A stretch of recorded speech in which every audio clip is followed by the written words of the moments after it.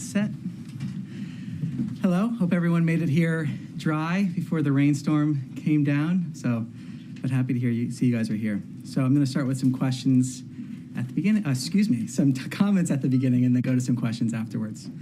So to begin, on July 31st, Secretary Rubio announced U.S. sanctions against Brazilian Supreme Court Justice Alexandre de Moraes, who used his position to authorize arbitrary pre-trial detentions and undermine freedom of expression. Moraes abused his authority by engaging in a targeted and politically motivated effort to silence political critics through the issuance of secret orders, compelling online platforms, including U.S. social media companies, to ban individuals for posting protected speech. As Secretary Rubio stated on X, our actions are a warning to those who are trampling on the fundamental rights of their citizens, and judicial robes cannot protect you. Turning to the Indo-Pacific, the White House announced that the United States has reached a full and complete trade deal with the Republic of Korea. This agreement, as the Secretary is meeting today with ROK Foreign Minister Cho Hyun, reflects the unwavering strength of the U.S.-ROK alliance, which has served as the linchpin of peace, security, and prosperity on the Korean Peninsula and in the Indo-Pacific for more than 70 years. Meanwhile, on Capitol Hill, the State Department reported to Congress that the Palestine Liberation Organization, the PLO, and Palestinian Authority, PA, are not in compliance with their commitments under the PLO Commitments Compliance Act of 1989 and the Middle East Peace Commitments Act of 2002. In response, the United States is imposing sanctions that deny visas to PLO members and PA officials in accordance with Section 604A1 of the Middle East Peace Commitments Act. These actions reflect our national security interests and our commitment to holding the PLO and PA accountable for undermining the prospects for peace.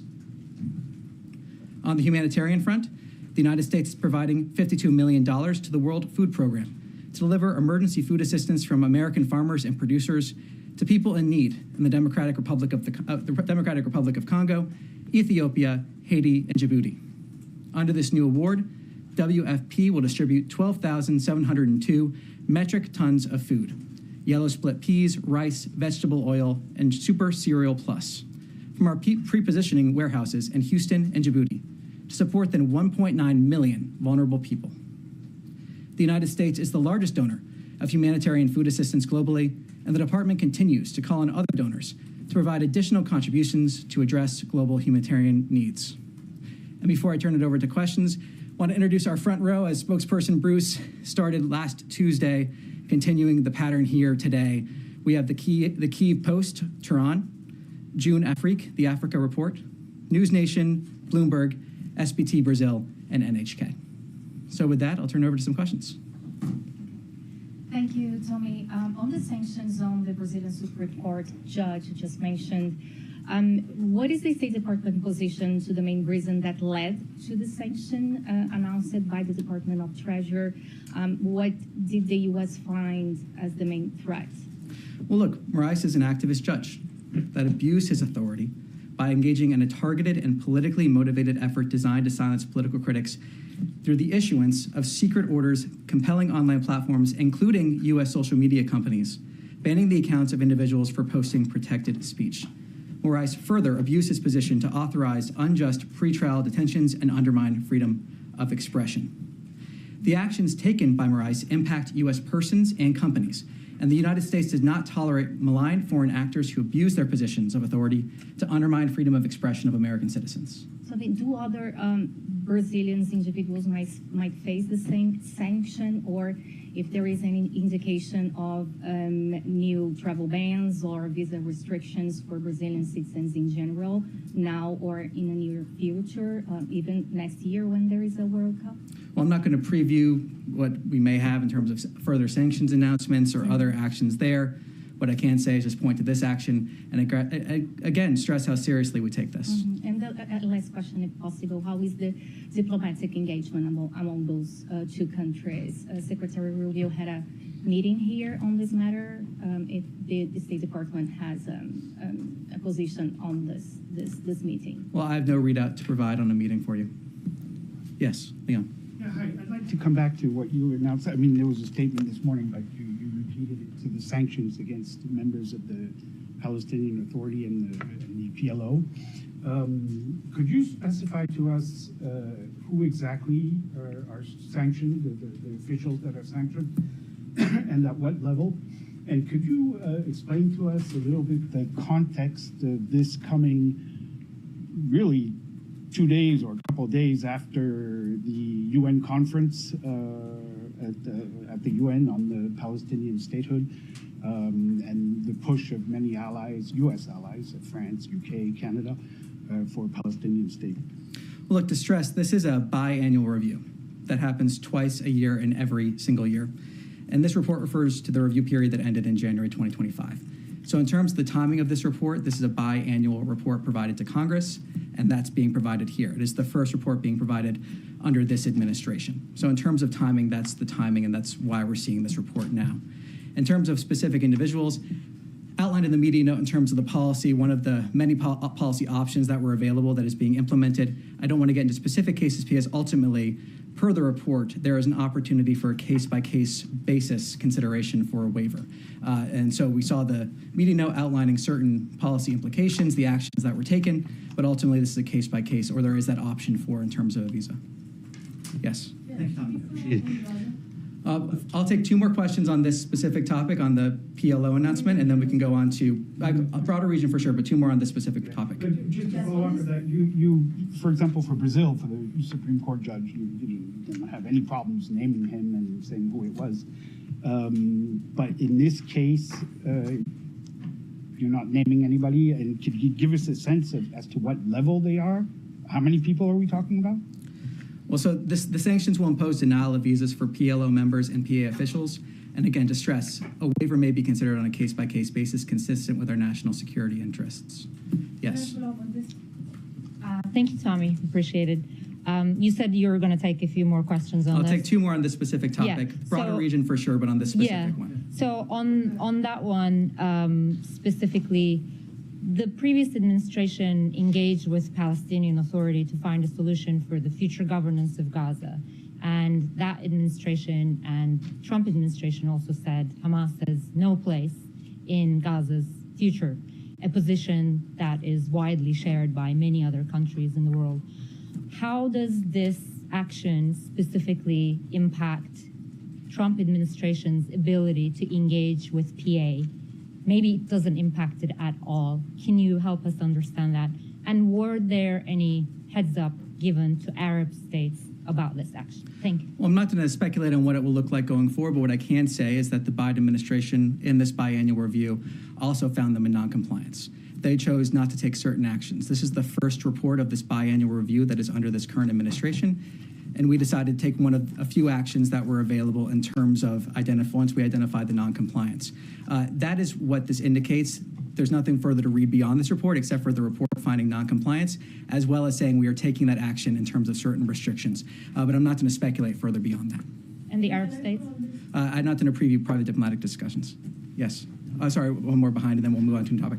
Thank you, Tom. Two things.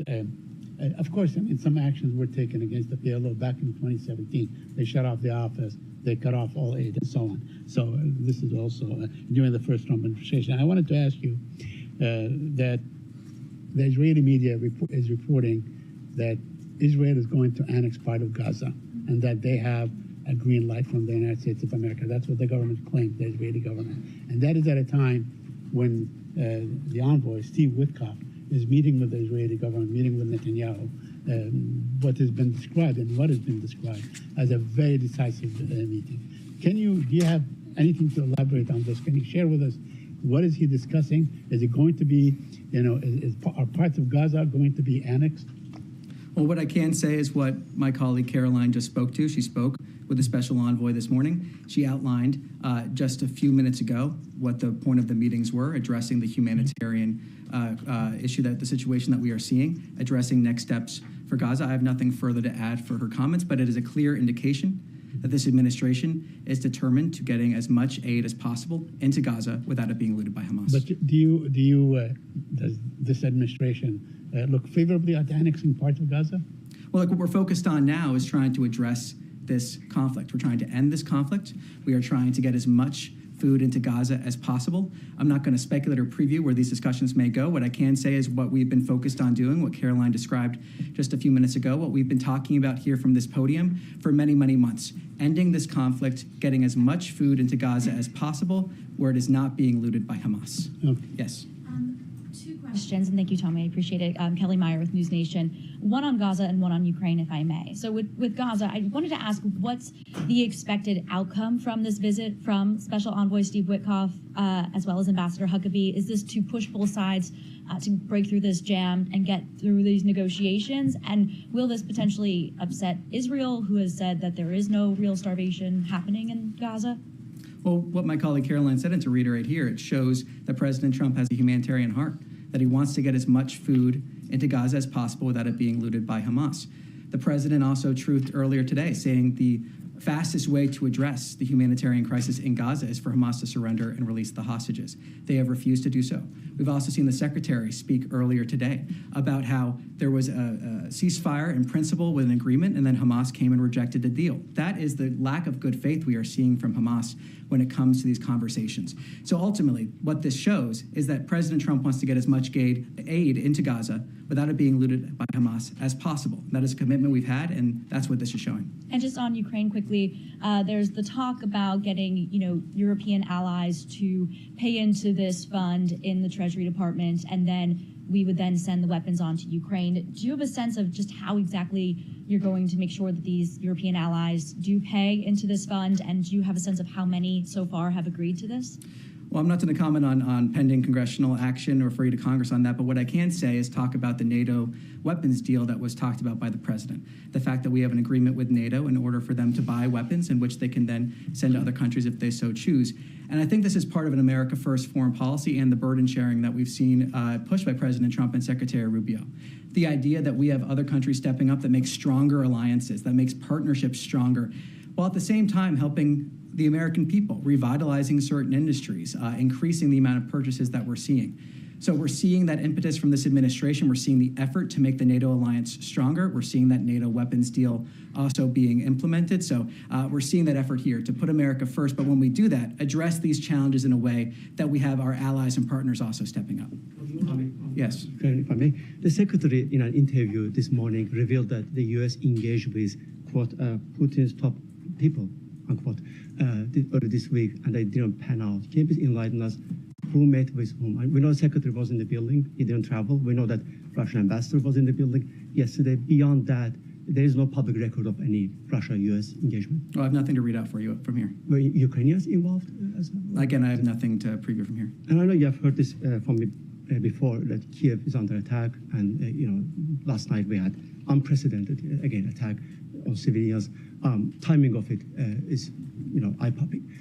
Any reaction? Well, we have been clear, the president's been clear, and so has the secretary, about how we view recent actions from Russia.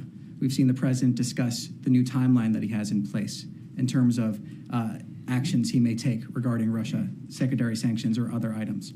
So what we are seeing here, or tariffs, and other items. What we are seeing here, again, is a clear indication and transparency from this administration about how we view these recent actions. The fact that we have tried, in good faith, to approach these discussions to encourage both parties to come to the table. We have seen that happen, which is a credit to the leadership of this administration, but also the fact, as the president said, we need to see action, not words. And so the president's been very clear on that. He's been very consistent, and he's spoken on this very publicly in recent days. Thank you, Tommy. If I may, one more topic on one Moldova, please. Moldova president yesterday, she revealed that her country is under attack by Russia. There's disinformation campaign going on prior to the election. Your allies in Romania also confirmed that. Is this something that you guys are concerned about? Is there anything you can do to stop this? Well, let me take that back and see if we can get you more details on that question. Thanks so much. Okay, yes. Thanks, Tommy. Following up on Caroline's comments at the White House briefing, she said there would be a new aid distribution plan announced in Gaza. Do you have any details? Will GHF be involved in that? Is it exclusively GHF? Will it involve additional openings of crossings, for example? Anything you can tell us there? Nothing to further add in addition to what the president has said on this. It is clear, though, from Special Envoy Witkoff's trip that this is a priority. We are working on this. We're trying to get as much aid as possible. We've seen the 100 million meals, of course, almost that number, being delivered by GHF. But the president wants to get as much aid as possible into Gaza without it being looted by Hamas. And then if I could follow up, the administration lifted sanctions on extremist Israeli settlers earlier this year. Is there any consideration of putting those sanctions back on, given there has been no change in behavior by these settlers and they have in fact killed more people in the months since? So I'm not going to preview what actions we may take here from the United States government. What I can say is that this issue, as Caroline described, was raised by the president to the Israeli government. The ambassador has also talked about the fact that he has raised this issue with the Israeli government. The fact that we need to see these attacks stop and we need to see accountability. Yes. Thank you. NHK. I'd like to ask about U.S.-Iran negotiation. Iranian Foreign Minister Alaguchi told Financial Times that U.S. must agree on compensation before nuclear negotiation, since U.S. attacked Iran's nuclear sites. Do you have any comment on that? Well, what I can say is that any demands for financial compensation from the United States to the Iranian regime are ridiculous. If the Iranian regime really wanted to save money or alleviate some of the sanctions policy, they would stop taking destabilizing actions. They would stop wasting money on their nuclear program. They would stop sending money to terrorist death squads across the region. They would stop oppressing their own people. So if they really wanted to save money or find a way towards prosperity for their people, they would start taking those actions. So any demands for financial compensation from the United States are ridiculous. But to stress, the United States is ready to talk with Iran. Iran has a short window of opportunity, but the ball is in Iran's court. So we're waiting to see what they do in terms of now it's in their court. Yes. Thank you, Tommy. To follow up on the topic of Iran, we saw today the joint statement on Iranian state threat activity in Europe and North America. I was just curious about the timing of this statement with the U.S. and so many allies signing on, and whether this was driven by any kind of a spike in the attacks that you've seen since the U.S. has seen since the strike on Iran, or what was the catalyst for the particular timing of this statement, if there was any catalyst? No details to provide in terms of that. What I can say is these are discussions that have been happening with our partners for a long time, and it's an issue that we take incredibly seriously. And one other question. I know that Sunday is the deadline for 180 days since President Trump's executive order for a report from the UN and the United Nations ambassador from the U.S., as well as Secretary Rubio, regarding which international intergovernmental organizations, conventions, and treaties the U.S. wants to continue being a party to. Can you give us any kind of an update on where that review stands, or what kind of reforms the U.S. is looking for at the United Nations? Well, that review is ongoing. While that review is ongoing, we remain a participant in much of the UN system in order to advance our interests. I don't want to get ahead of what the president may end up deciding once that review is complete. But what I can say is that this is part of that effort, again, to put America first. And we're not going to be a part of organizations when it's not in line with our national interests. We're not going to be part of organizations that pursue policies that hamper the United States. What we're going to do is defend our national interests. And we're going to be looking at this in terms of this ongoing review to make sure that our participation in these groups does exactly that. Yes, Nadia. Go back to the PLO office. You just said that the PLO. Last question on the PLO. Yes, last one, please. Last one, okay. You said that the PA and the PLO are not in compliance of Act 1989 and of the Middle East Peace Commitment of 2002. Do you believe that Israel is in compliance of these two agreements? And do you believe that building settlements, enlarging settlements, is not in violation of all previous peace commitment that Israel has signed? Well, what I can say is speak to this report. That's what I can speak to. And again, speaking to this report, again, the Biden administration found the PLO not in compliance and decided not to take any action. And the PLO remains in non-compliance. This is the first report that we have had under this administration. That's why we're seeing this action taken, this biannual report. And it's important that we're vocal about this. We're outlining the reasoning behind it as we have. And it's an important issue here. We're identifying this non-compliance and choosing to take action. Okay. Yes. Thank you, Tommy. Caroline Levitt addressed this a bit. President Trump posted earlier today that the Canadian recognition of a Palestinian state could affect a trade deal between the two countries. So it goes beyond just disagreement with the countries supporting a Palestinian state. It looks like it's actually turning into action. To what extent does the recognition of a Palestinian state by these several countries over the last few days, how is it going to impact the bilateral relations between the U.S. and those countries? Well, the president's comments speak for themselves, though he also spoke about how, in terms of these recognition that it is helping Hamas, the secretary also spoke to this. It could be seen as a reward for Hamas in many ways. We also actually saw on the day that Hamas rejected, as the secretary described today, rejected the ceasefire deal was the same day that France announced their recognition. So we are seeing, as the president described, that this could be seen as a reward for Hamas. And in many ways, as the secretary also said, this could hurt the process of peace. Because of these timelines they set there, Hamas has been the one blocking reaching a ceasefire. Hamas has been the one blocking peace. And now we have these timelines set that could actually lead to a reward for Hamas if they continue in this behavior.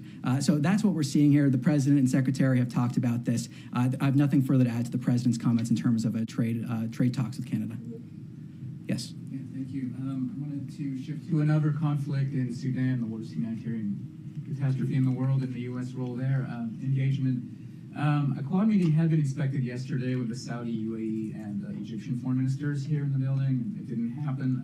Wondering if you could tell us about the reasons for the postponement, whether there's a date, perhaps around UNGA, for a replacement meeting, and whether that's a setback at all, that this has had to be postponed. Well, no date was set in terms of a Quad meeting here, in terms of your first question.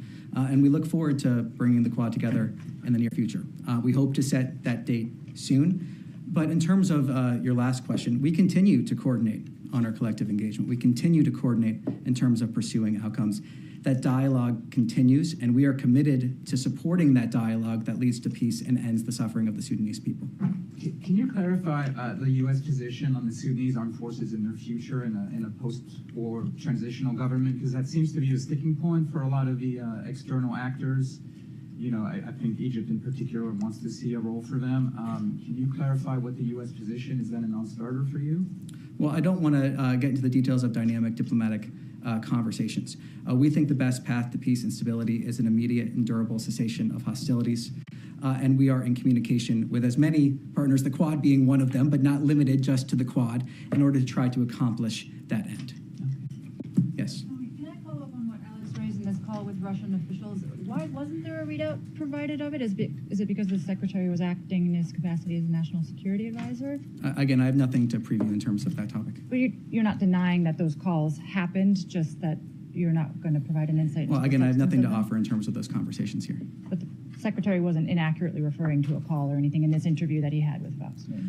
No, I mean, the secretary's comments speak for themselves. I just have no additional readout to provide here for you. Okay, can I ask on a separate topic where conversations stand with the Chinese on the 2 Americans who have been subject to exit bans there? Are you getting all of the access and clarity on their circumstances that you need? Well, I refer you to spokesperson Tammy Bruce's comments on this. I have nothing further to add. Let me take that question back, though, see if we can get a more robust update for you. Okay, and do you have one more? well, I was going to ask if you also have on Special Envoy Witkoff's travel and whether there's any update on these alternative options for helping hostages that was referenced in his statement last week. Is there an actual plan that is being operationalized? Does it coincide with his travel there now?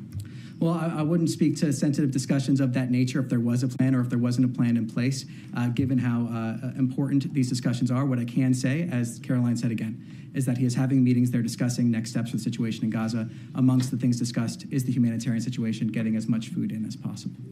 While also the importance of releasing the hostages, of course. That remains a priority. As the Special Envoy said, the President talks about, Caroline talks about, making sure we release those hostages and bring them home. Yes. Thank you, Kelly.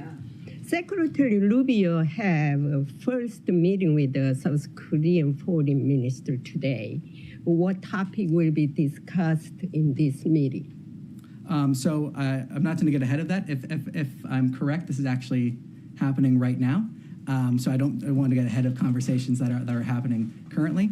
What I can say, taking a step back, as I mentioned in my topper, the fact that our alliance with the ROK is the linchpin of peace in the region, and we are seeing a large amount of high engagement between the United States and the ROK. We saw that when the Secretary went to Malaysia. We've seen that since then. We see this complete and total trade agreement that the President announced. And so we see all this engagement, and I think this is the latest element of that in terms of conversations between the United States and the ROK. Thank you. Yes. With regard to the sanctions, could you just clarify on the PLO and PA, could you just clarify that this is not in retaliation for or related to or an effort to hinder the PA's cooperation with France, Britain, Canada, and the Gulf states who have said that they intend to recognize Palestinian statehood in September? And the second one, when should we expect the biannual compliance report on Israel's compliance? I assume that's the same time schedule as the Palestinian assessment? Well, I'll say on this one, and I'll refer to my earlier answer in terms of the fact that this is biannual review. This has been, therefore, in process. The review period ended in January 2025. Yes. Yes. Sorry, but you didn't answer the first one, or say, so does that mean the Israel one is complete? And the U.S. found no violations? Well, what I can speak to is this report here. That's what I can speak to. And again, the fact that the Biden administration found compliance, chose not to take any actions. Non-compliance, chose not to take actions. We also found non-compliance and chose to take action. But and yes. On the it's not in retaliation. These sanctions, they have nothing to do with the just statehood. This question. This is part of a biannual review. Yes. Are you concerned about the degree of global diplomatic isolation for the U.S. on its entire position relating to the future of the Israeli-Palestinian conflict? I reject that premise that we are isolated. I think we are showing through the fact that we have conversations all the time with our allies and partners, the many agreements that are being signed, the fact that we have many different initiatives that are bearing out here because of President Trump's leadership. We're seeing this across the board in Europe. We're seeing it in the Middle East. We're seeing it in the Asia. We're seeing that in the Indo-Pacific. Again and again, agreements being signed, conversations happening because of the leadership of President Trump. And also the fact, as my colleague Caroline talked about, all of the different peace agreements that President Trump has helped broker since he's been in office. So I reject the concept of any sort of isolation here in terms of the United States. I think it's just the opposite, while of course putting America first. But is there a single country you can name that publicly supports the GHF? Well, look, what I can say is that we do, and I can say we're committed to getting as many meals as possible into Gaza without it being looted by Hamas. The president also spoke to the fact that he's looking for new efforts to do just that. He spoke about that when he was in Europe. So what I can say and speak to is our commitment, and what I can say and speak to is the many different conversations, agreements, progress we are making with allies and partners around the world. And just finally, just to add to that, what is the US's policy for a long-term viable peace between Israelis and Palestinians? Well, as we've said here before, our focus is on ending the conflict and addressing the humanitarian situation in Gaza. Is there a long term? Is there any policy or plan? I'm not going to preview right now what that is. What I can say is that our focus is on ending the conflict and making sure the hostages are released and getting as much food into Gaza as possible without it being looted by Hamas. Yes. Thank you, Tommy. I just want to go back to follow on one of Said's questions regarding reports in the Israeli media 3 days ago. I'll try to be specific. Haaretz reported that Israeli officials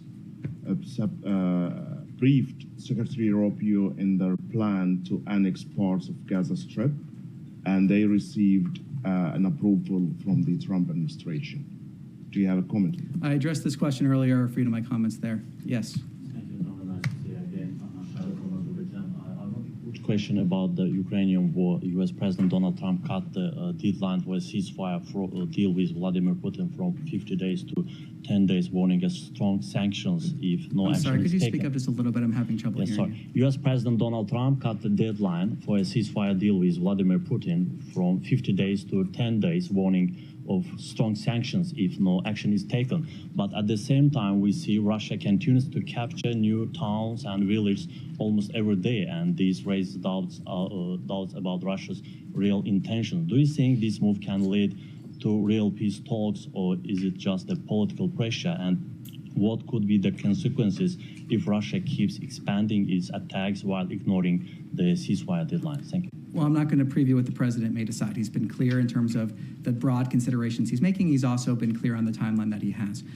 What I can say in terms of our transparency on how we view Russia's actions, that remains. I discussed them earlier here. The president has been clear on that. The secretary has also been clear, talking about what we've seen, the fact that we need to see actions, not words. And when it comes to this, the president talking about that itself when he was talking about moving the deadline, moving it forward. So ultimately, our hope is that we can get the sides to the table, that they can have conversations towards a ceasefire, that there can be conversations that lead to a long and enduring peace. Our fundamental, our driving principle here is to end the bloodshed. That remains, that continues. That's why we've seen the engagement we have seen. That's why we've seen the actions we have seen. That remains our policy. That remains our effort to try to end this conflict. Yes. Thank you. On the Muslim Brotherhood, the Brotherhood is reportedly being considered for the designation of terrorist organization by the administration. It was asked today in White House briefing as well. My first question is, organizations like Hamas emerge from the ideology of the Brotherhood. Does the State Department view the Muslim Brotherhood more as an ideology or as a structured, centralized organization? Second, where does it fall in terms of U.S. national security concerns? Well, what I can speak to, again, is our view of Hamas and the fact that they have blocked peace, they have blocked ceasefire, they have been weaponizing aid against their own people, the fact that they are... I'm asking about Muslim Brotherhood. Yeah, so, but I can talk about in terms of, you mentioned Hamas, so I'm speaking to that. Oh, in terms of our broader... That's what I'm speaking to here. In terms of our broader policy, when we're looking at different groups in the region, let me take that back and see if we can get further details for you. But in terms of our view of Hamas, we've been very clear on that.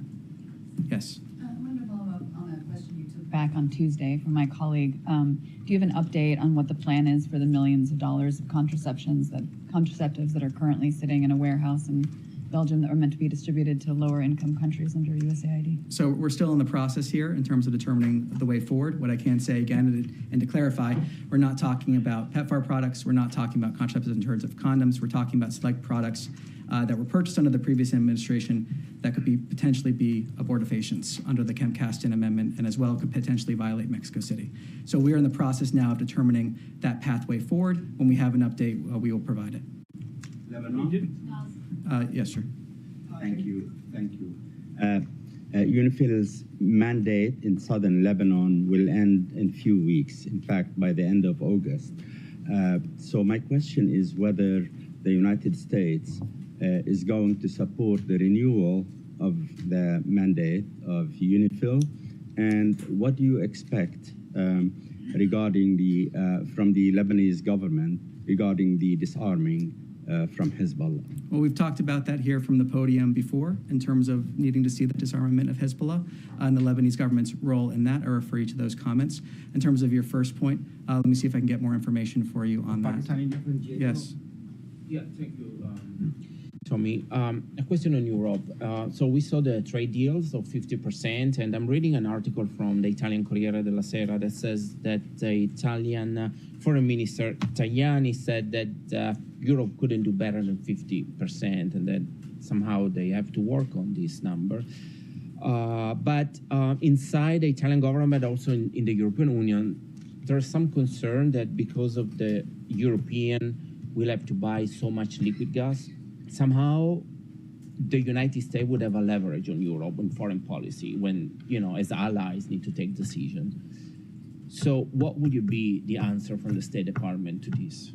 Well, in terms of trade discussions, I refer you to the USTR. Foreign policy, What I can say is that this is strengthening our relationship with our allies and partners in Europe. This is about strengthening our relationship with the European Union, but also bilaterally with different countries in Europe. That's what these agreements are doing through this rebalancing. And we saw that in conversations with the president when they were talking about this deal just when he was in Europe. That rebalancing, that was necessary in order to lead to those long-term, stronger relationships. So that's what we're seeing. That's what we're seeing in a lot of these deals that end up benefiting countries around the world. And it's, again, showing President Trump putting America first, but when we do that, we can find common ground and lead to benefits for everybody. All right. All right. Thank you very much. Thank you. Thank you, Tom. Thank you.